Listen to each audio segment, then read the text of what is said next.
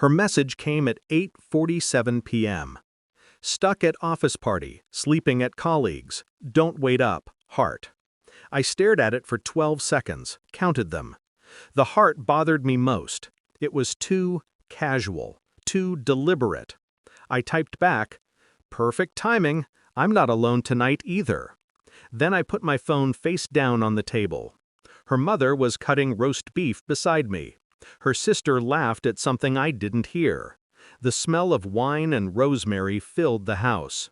17 minutes later, tires screamed up the driveway. She burst through the door, hair loose, perfume loud, eyes wide enough to choke on. "Who's here?" she demanded, scanning the room. Her mother turned, confused. I lifted my glass.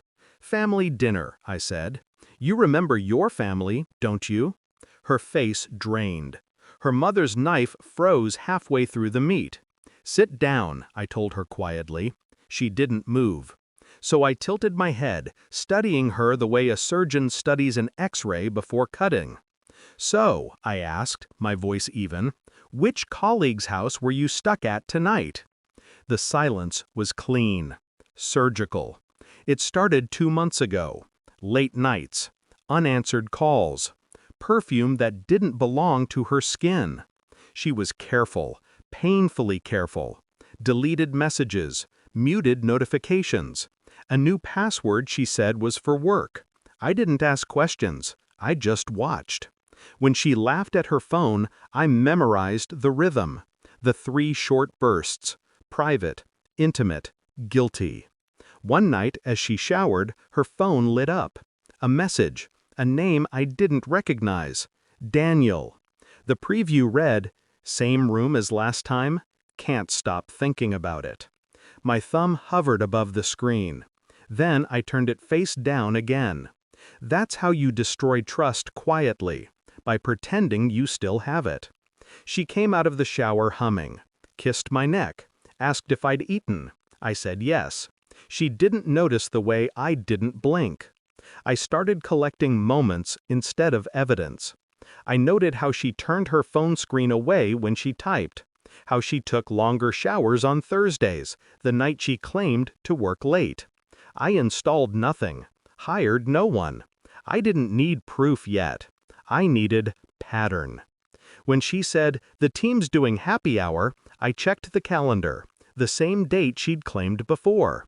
When she mentioned Daniel casually, "He's new in accounting, poor guy," her tone dipped at the word poor, a trace of pity, a shadow of affection. I began staying late at my own office, pretending, letting her think she had distance. At home, I kept her side of the bed cold, watched her slip into sleep with the calm of someone unafraid of consequences. One night while she slept, I opened her laptop. The password was a variation of mine, lazy, confident. In her sent folder, invoices, meeting notes, and one email draft unsent. No text, just a photo of her hand on someone else's chest. The timestamp, last Thursday. The name on the file, hotel_room 17.jpg. I stared at the reflection of my face in the dark screen. I didn't feel anger, just precision, a blade sharpening. I confirmed it a week later, a call to the hotel, a casual question about a corporate booking under her company name. The receptionist mentioned Daniel's room, the same date. Perfect symmetry. When she came home that evening, she kissed me again, soft and staged. "How was your day?" she asked. I looked at her and said, "Efficient." That night I printed the photo, just one, slid it into an envelope. Next morning, I placed it in her bag while she showered. No note, no message, just the image. When she returned from work, she avoided my eyes. Hands trembled slightly when she poured wine. I waited. At dinner, she said she was tired, that work was stressful, that I'd been distant. I smiled. We both have been. That was the first crack.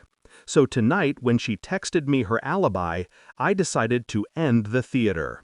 I called her mother, her sister, Told them I wanted to cook for the family. Something nice, something meaningful.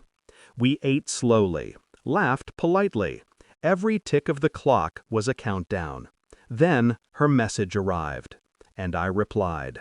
When she stormed in, still in her glittering office clothes, mascara smudged from hurry, she saw her mother first, then me, then the empty seat between us. Her mouth opened, then closed. I gestured to the chair. "Sit," I repeated. She did.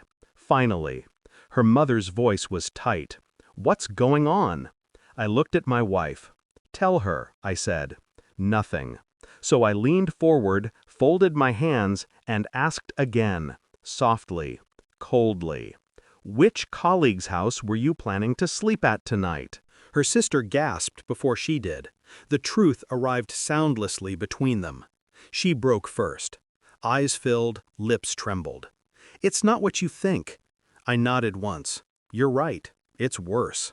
She looked at her mother, pleading, drowning, and saw no rescue there. Only the echo of her own betrayal reflected back. I didn't raise my voice, didn't touch her, just let silence finish what words couldn't. After her mother left, after her sister followed, I stayed seated. She stood by the doorway, shaking. "Why would you do this to me?" I almost laughed. "Because," I said, "you already did it to us." She reached for me once, desperate, rehearsed, but I stepped back. The distance between us finally matched the truth. When she left the house that night, she took nothing, not even her phone. The silence that followed was almost kind. I cleaned the table, washed the plates, poured myself another glass of wine. Her text was still open on my screen. "Don't wait up." I smiled at it, deleted the thread, and for the first time in months, I didn't.